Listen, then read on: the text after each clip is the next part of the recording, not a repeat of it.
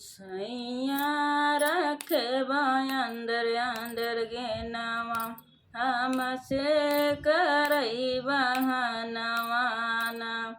सैया रखबा अंदर अंदर गेनवा हमसे करई बहनवाना।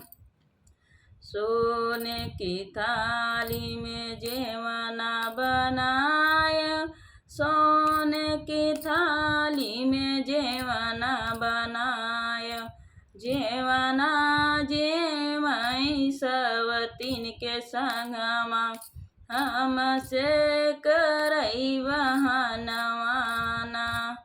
जेवना जेवई सवतीन के संगमा हमसे करई बहनवाना।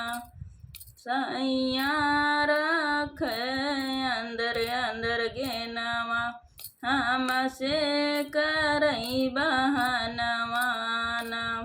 सैया रख अंदर अंदर गेनवा हमसे करई बहनवाना।